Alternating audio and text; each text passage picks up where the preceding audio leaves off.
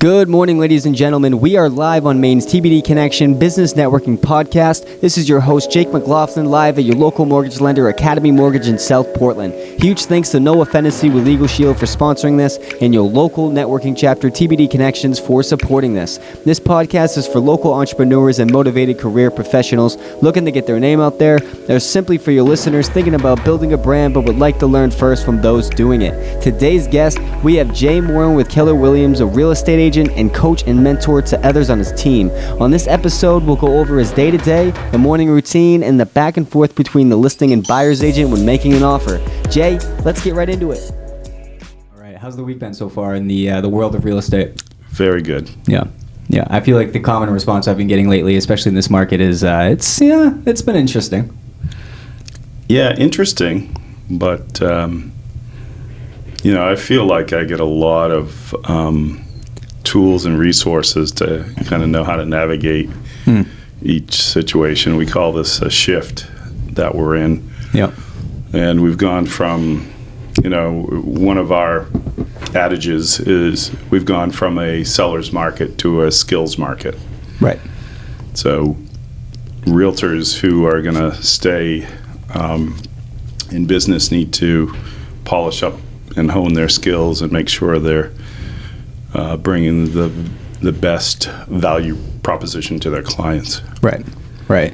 And for anyone in any business too, in times like this where it's really tough, there's a lot of layoffs going on, I think it's a skill-based market all around. I would say if you're unsure if you're giving it your all, then you need to be doing everything you can to make sure you're perfecting your knowledge of whatever it is you're doing, making sure that you're not just reaching out to clients like over the phone, but you're also setting up meetings, trying to personalize the relationship and adding more value from that aspect too, right? Yeah, indeed. And finding out what's most comfortable for your client, how they want to meet you. Right. One thing that I've been doing that's kind of new for the 2023 is I decided that every morning I'm going to start off and read 20 pages out of a book that relates to what I do. So I went out, I bought like 4 books. For one that I'd recommend off the top of my head is called "Flip the Script" by Oren Klaff. Mm-hmm. Do you know who Oren Klaff is at all? I've heard of Oren. Yeah. So Oren is essentially he's a really successful negotiator, and he's gotten to the point in his career where businesses actually call him up and contract him to go negotiate these $40 million deals. Now, the book is broken down in such a way where Flip the Script, it's not so much of a seller's guide as it is kind of explaining to your client or your potential business partner why you should do business with them. His 2 key points is that he never asks for their business and he never tells them what to think, but he kind of guides them through the inevitable process of reaching the conclusion, geez, I should do business with this guy. So it's a really interesting read. I'd recommend anyone gives it a glance, but that's kind of my way to prep myself for the day and feel like I'm already on a needle's point and ready to talk to anyone and set up those meetings, get to those files and work my way through it. How do you typically start your day? Good question, because I also I'm in business to do transactions in real estate, but I also do coaching. So new agents, I coach them. And we've had a lot of discussions about how do you start your morning. When you put your feet on the floor after you get out of bed, what's the first thing you do? And for me, I get down the stairs and stretch and do something physical to get the blood pumping. Mm-hmm. And then I time block meditation, affirmations, and just some positive brain food. Yep. I often do some audiobooks while I'm, on the road. Okay. So similar to what you're doing, real estate related and business related kind of brain food. Yeah. I think that's a really good question for anyone is like, how do you start your day? I mean, that's essential to like just get going out the door type of thing. I've been trying to dial in on like both like physical and mental preparation. I think it's interesting that you do like what kind of meditation do you do? How long have you been doing that?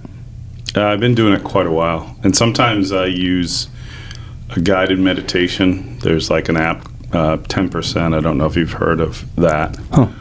And it's the idea that you are trying to be 10% happier from where you are now.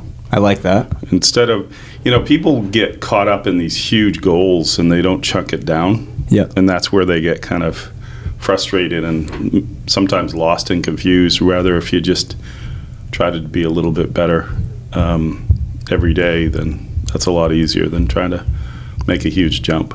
Right. And it's kind of setting yourself up for a strategy to just get through the day. And like a strategy mindset is not to stress yourself out about the whelm of what you want to get done this month, but tunnel vision to how am I just going to get through this day and make today the most productive day I can for right now, and then we'll deal with tomorrow type of thing. Right. Now, for you, kind of creating that centerpiece and starting yourself off, in the morning, just ready to get the day done with and as productive as you can. That's a pretty common practice for you because you don't just do real estate, you also coach younger realtors as well, right? Correct. Often younger realtors, but sometimes realtors who just, they're hitting a wall, or they've had something happen in their life that's kind of throwing them off and getting back to mindset. So, for example, I'll have my clients, I'll say, hey, with your permission, take out your phone, show me your time block for the morning. What are you doing? And I break it down minute to minute. I'm like, let's really micromanage this for just right now. We're not going to do this every time we coach, but the first thing you do, what do you do when you get out of bed? Yeah. And it can, I don't repeat what they say because sometimes it's like, I go to the bathroom or I, brush my teeth or whatever, and I say really chunk it down and break it down. And how much time do those things, do you go look at your phone first thing? If you do, that's probably a bad practice. Or I shouldn't say bad practice, but maybe a practice that gets you off on a tangent that you don't want to be on yet. Right. That's probably for something later in the day. That might be like a noontime activity, or, I say schedule it, time block it into your day. Yeah. So, and try to stick to your time block. I don't always do it. Like today. It's tough. Yesterday was like a really productive day because I followed my time block to the letter, pretty much. Today, I was just tired last night. I overslept, and the day's just been a little weird because I didn't do my usual morning routine. And then so tomorrow I'm going to get back on that and do it correctly. And, there's always another day to get it right. Right. And, the piece of that, too, is don't beat yourself up. This is not about, oh, my God, I failed again, I suck. Excuse the terminology. It's more like when I do this, the things that I time block and that are really valuable for me, my day is really a lot more productive and I have better mind space. And then when I talk to people for my business, those conversations go better because I'm in the right state of mind. Right. So. Yeah. I think that's essential because it's like for what we do or anyone that's, kind of running their own ship in a way, we don't clock out most of the time. I don't think we ever clock out. It's not a 9-to-5 job. It'd be a heck of a lot easier to be like, all right, it's 5 o'clock.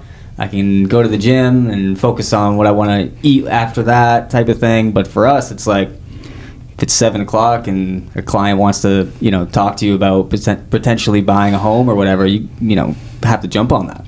Well, interesting that you bring that up because I'm starting to do better with protecting my day off. I have one day off a week. That's Saturday.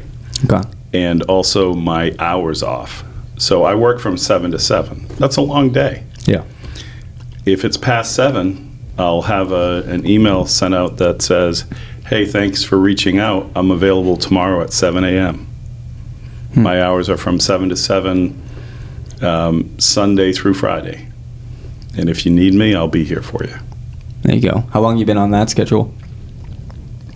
Probably a year and a half, and I've been somewhat successful at it. Right. We're all human beings, and it's like,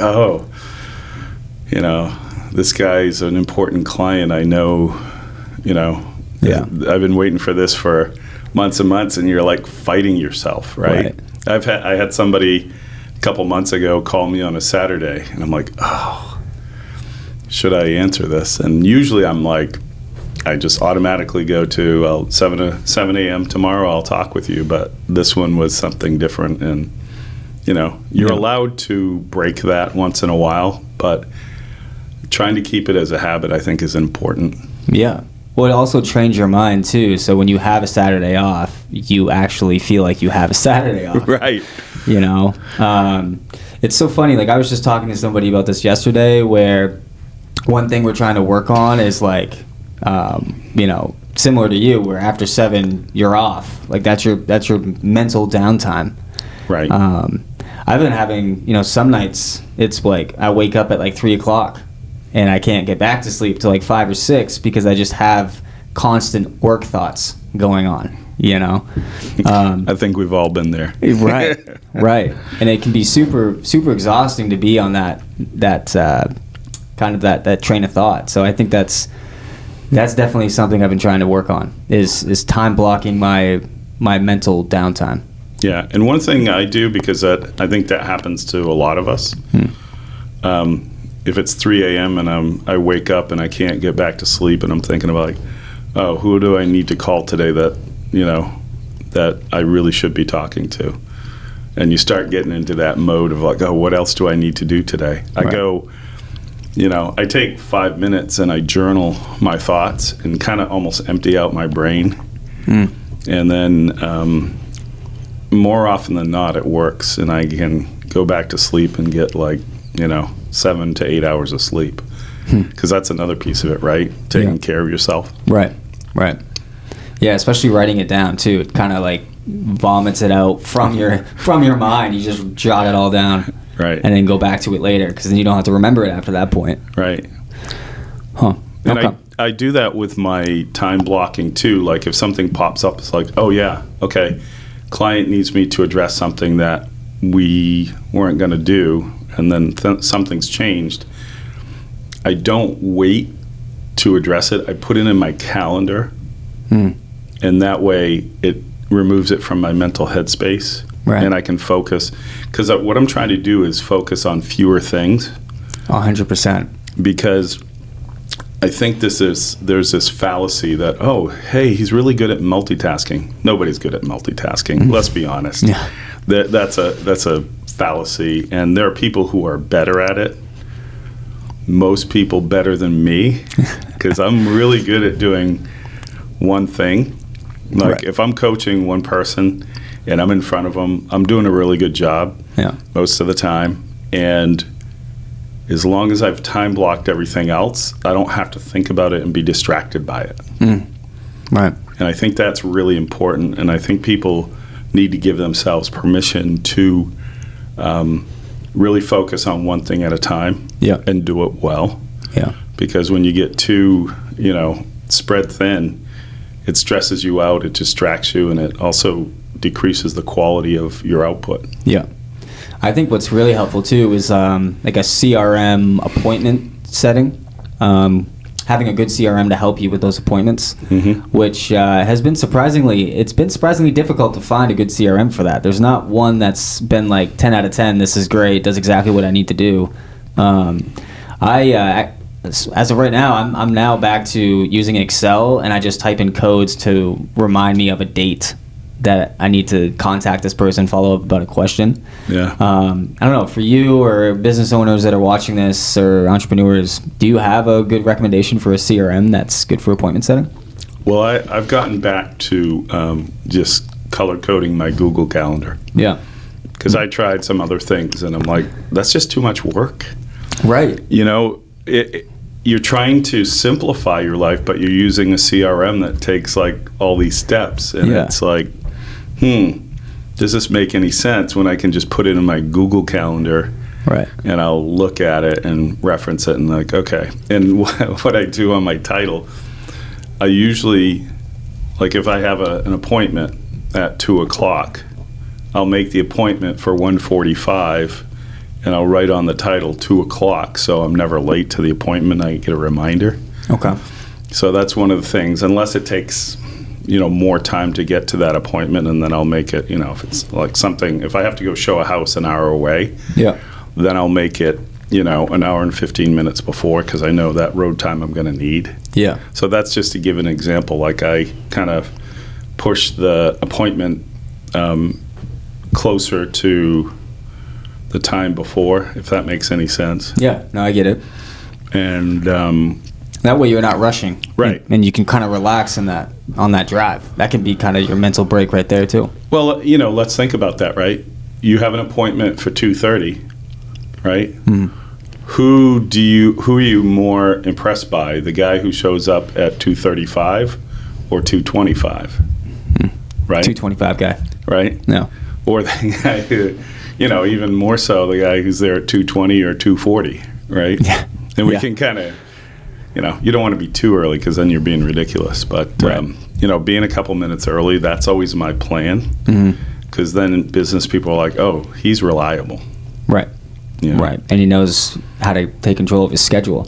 Right. Rather than being late all the time, it's like, well, he's always late. Is he any better at managing clients or taking care of, difficult scenarios where Right. he can't even manage his own time?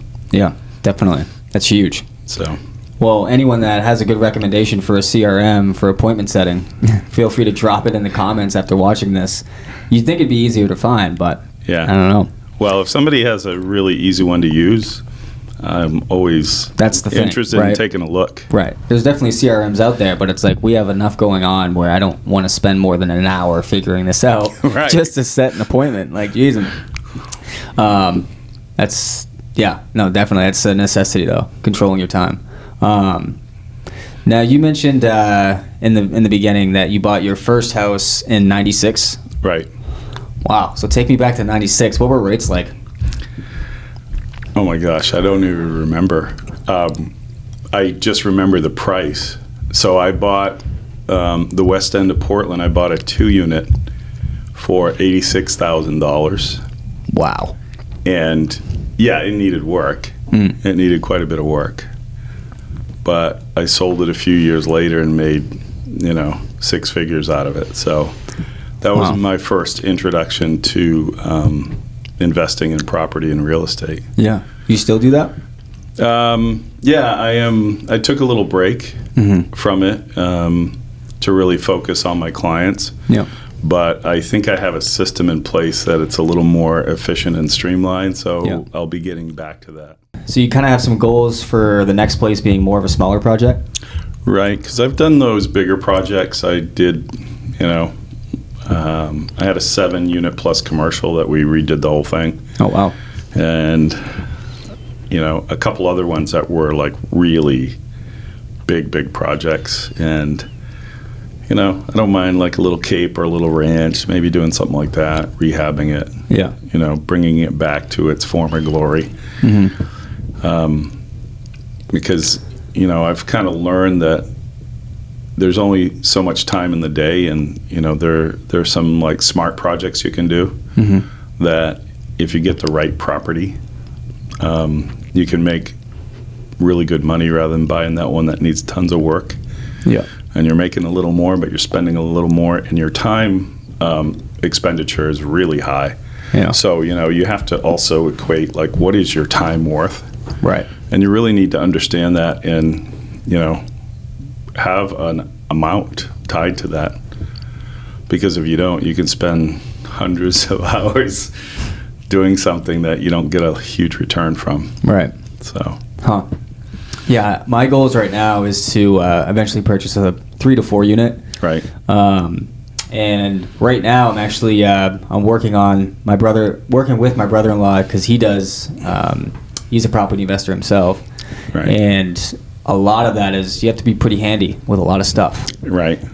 Or of course you could hire a contractor to do that, but it definitely helps to be more familiar with what things cost at the end of the day, to make sure that you're not overpaying for things, or quite simply just being familiar with issues that could go wrong. If it's electrical, if it's plumbing, really helpful stuff to know. Right.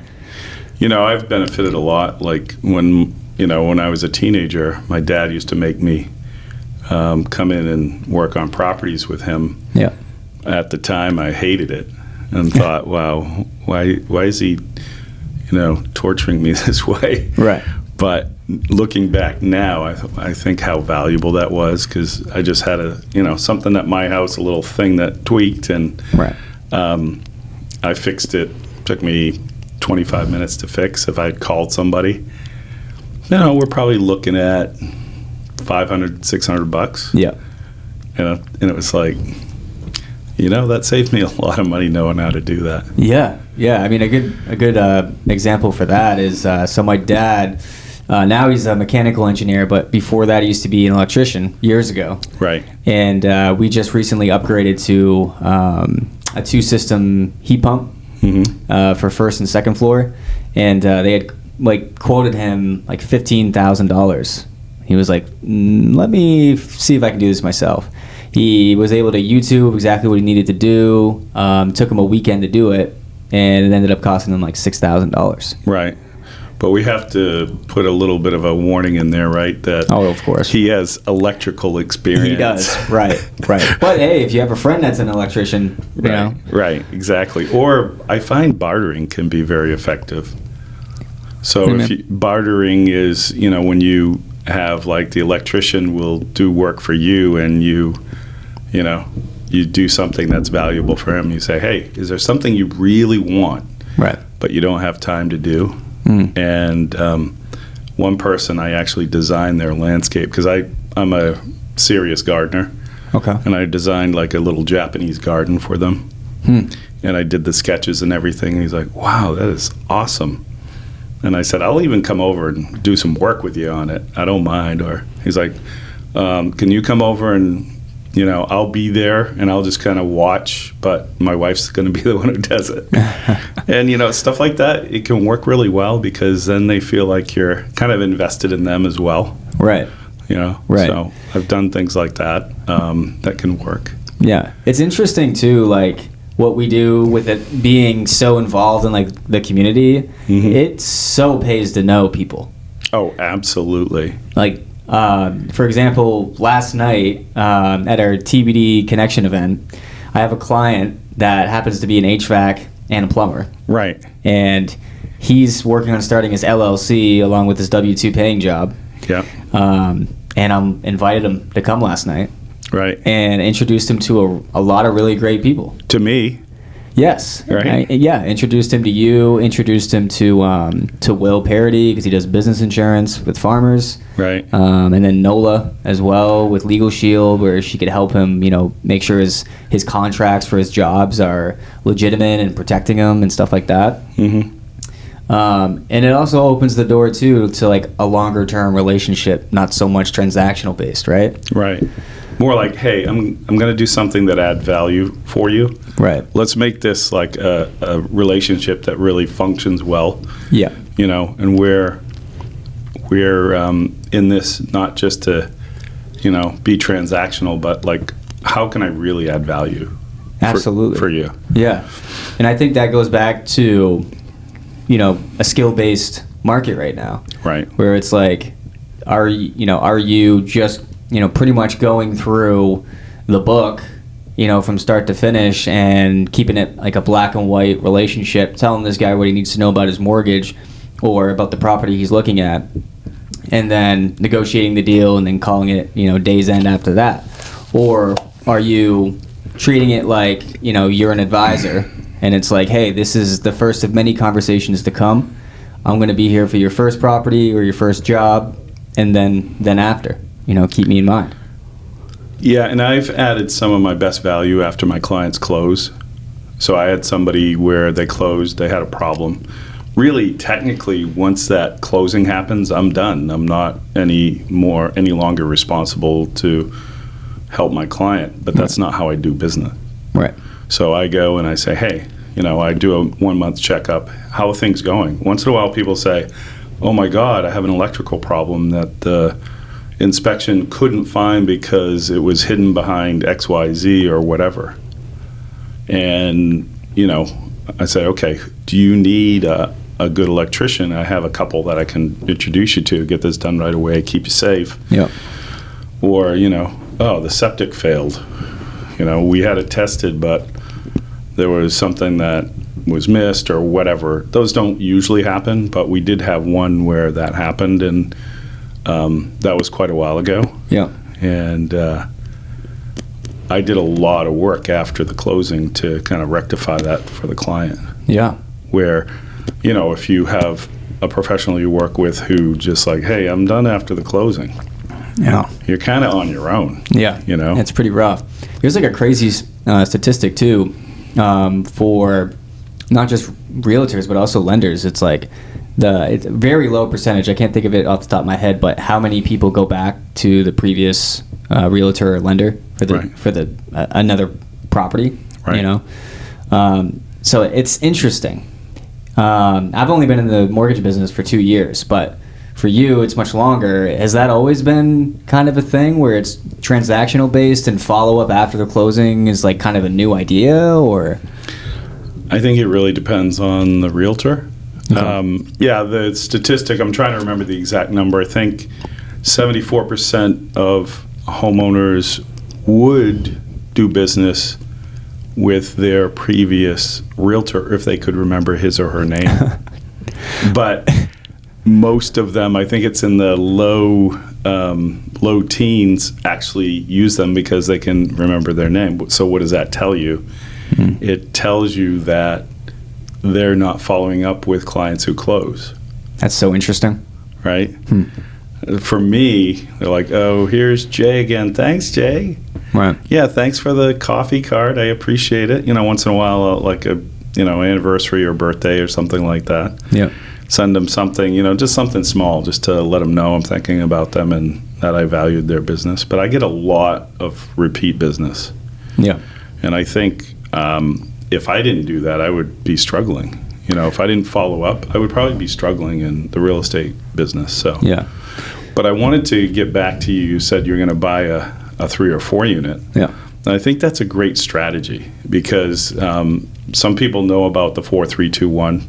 So you buy a 4 unit, you live there as long as the lender tells you you're supposed to, yep. And then you buy a 3 unit. Yep. Then you same thing. You move to the duplex, and then finally, you're several years later, you're in your single family, and those 3 other properties are paying for your mortgage. Absolutely.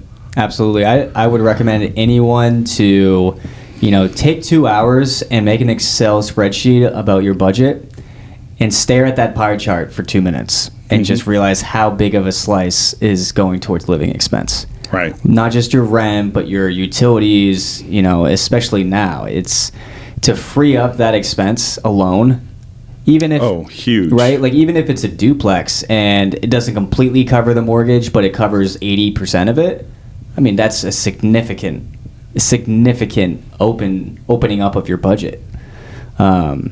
So, yeah, for most first-time home buyers, like, I would preach FHA. I would preach Main State Housing, which is an overlay grant assistance program of FHA.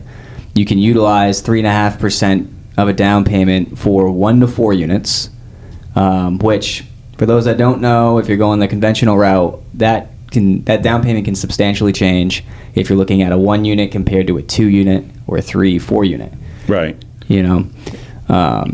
So I think it's significantly, I don't know, I guess it really depends on how you manage your money after the closing, but your chances of getting into the door of a multi-unit as a first-time home buyer are not as hard as people think. It really isn't. It takes going over your options, going to someone that has a lot of options at their disposal, and then someone that's willing to advocate for you as well. Right. And a large percentage of my clients who go into the multis are new families to Maine. And sometimes newer to the U.S. They've been here only a few years, and their goal, they meet with me several years before they buy, yep. which I recommend. And then I, connect them with a good lender, right? And then they give them some ideas on how to, make that pace a little quicker to get to that ownership. Right. And a lot of them are going for multi-units because that's what we're recommending. Yeah. Yeah, we're definitely we're in an interesting time now where we're becoming more of like, for housing goes, like a more rent-based economy where it's almost a accommodation to have a rental property on the side. One interesting example that I heard was it's similar to like the taxi industry, how it changed to Uber. Right.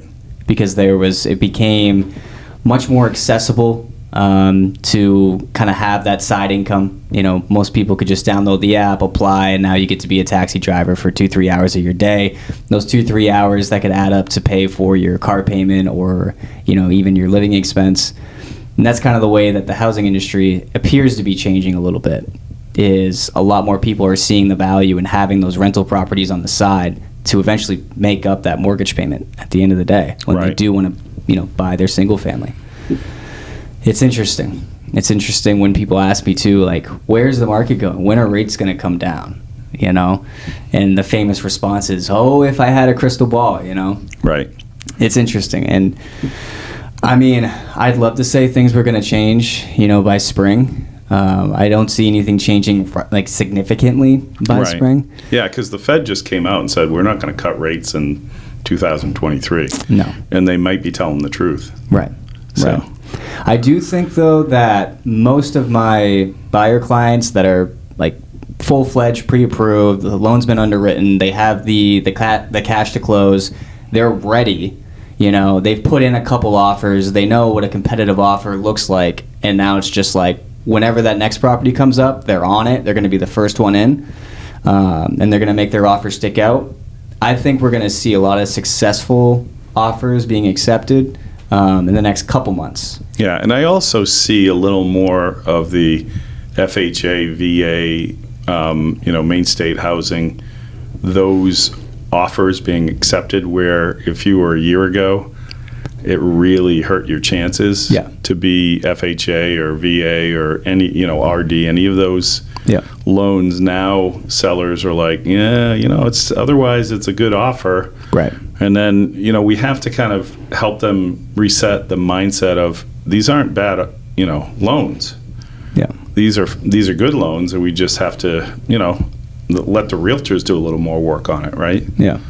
So. Or the lender too. I mean, some of it is like it's almost creative financing too, to kind of structure the offer in a way that makes it attractive, but also helps the buyer at the same time, kind of thing.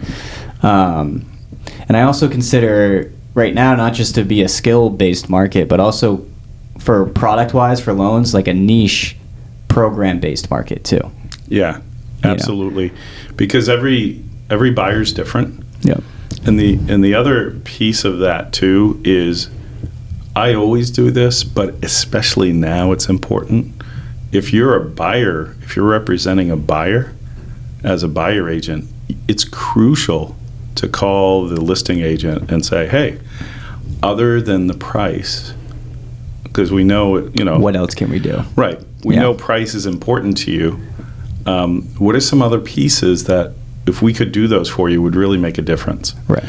And sometimes they're like, hey, I want a rent back, or hey, I want a quick close, or I want a long close. Sometimes we assume they want a 30-day close, and they're like, no, I don't want to close until, you know, stretch it out as long as the lender can stretch it out. Right. So there really needs to be a conversation, especially now, about that. Yeah. And, you know, just to make sure you're asking all the questions that need to be asked for your client. Right. You know, that's really our fiduciary duty, right? We need to do a little extra work, ask the questions, do a little more digging, and find out what's important to the other party. I think that is a pro tip, 100%. Yeah. Is because that's almost when, like, I mean, sure, like before the offer goes in, you know, you've been pre-approved, the realtor's been showing you homes, but our jobs really kick in once the offer's in. Right. I use the same tactic where it's like, you know, how open is the listing agent to communicating with us all and making sure this deal is going to work? Right. You know, can it work? Well, the other thing too, if I'm the listing agent, because I work with both buyers and sellers. Yeah. I call the lender. I say, hey, I read your pretty letter that you wrote, But can you tell me really honestly how strong a buyer this person is? Yeah. And if they go, well, they're a first-time home buyer, and if I hear they're a really strong buyer, Jay, you can feel confident with this offer. Yeah. If that's like the first words out of the lender's mouth, I feel better about accepting the offer. Yeah. And I communicate that to my seller, when I'm that seller agent. That's huge. I think every listing agent should do that, because behind every pre-qual or pre-approval, some horror stories I've heard is like points, right? The buyer's aware of their settlement costs for down payment and closing, but are there points on the loan, which are additional fees, which could be very broad? Typically a point to buy down your interest rate, is 1% of the loan amount. Right. And then there's also cash to close. Right. There's been stories where the total cash to close